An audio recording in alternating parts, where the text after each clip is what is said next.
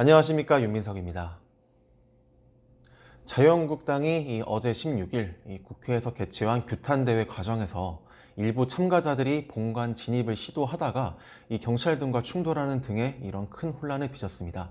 참가자 중 한 명은요, 경찰을 폭행해서 현장에서 체포되기도 했습니다. 본관 앞에서 농성을 하던 참가자들은 경찰이 강제 연행에 들어가기 직전 귀가를 종용한 황교안 자유한국당 대표의 설득에 물리적 마찰 없이 해산이 됐습니다. 한국당은요, 이날 오전 11시쯤 국회 본관 앞에서 공수처 설치법 그리고 연동형 비례대표제 선거법 날치기 저지 규탄대회를 열었습니다. 이 대회에 참석한 한국당 지지자와 보수단체 회원 가운데 일부가 국회 본관 진입을 시도했고, 경찰과 국회 방호원들이 막아서면서 양측이 충돌하게 됐습니다. 경찰은 참가자들에게 국회 본관 앞 시위는 불법이라며 해산을 요구했지만 이들은 응하지 않았습니다. 이들은요, 문희상 사퇴, 아들 공천, 좌파 독재 물러나라, 막아내자 등의 구호를 외치며 태극기와 송조기를 흔들면서 국회 본관 앞에서 경찰 등과 장시간 대치하기도 했습니다. 이날 대회 참가자 중 일부는요, 정의당이나 민주평화당 당직자들과 마찰을 빚기도 했습니다.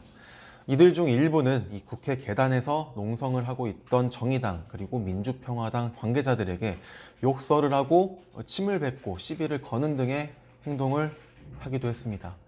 정의당 관계자는요, 경찰이 막아서는데도 욕설, 폭행 등이 이어졌으며 폭행 사태와 관련해 당 차원에서 고발을 진행할 것이다 라고 밝혔습니다.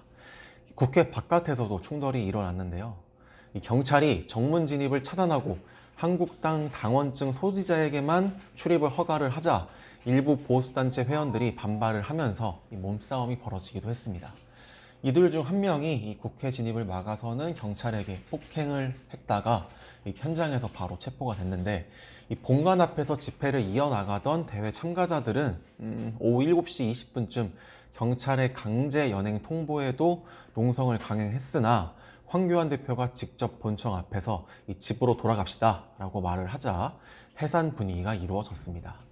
이에 따라 경찰과 시위대의 충돌은 발생하지 않았고 연행된 농성자도 없었습니다.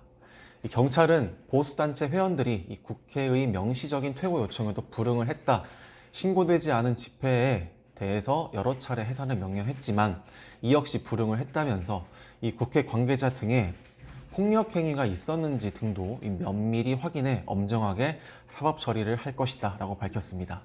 한편 이인영 더불어민주당 원내대표는요, 17일 어제와 같은 국회 농성 사태에 대해 강도 높은 비판을 쏟아냈습니다. 이 원내대표는 당직자가 폭행을 당한 정의당도 이를 백색 테러로 규정을 하고 강력히 대응하겠다고 경고했습니다. 이상 윤민석이었습니다.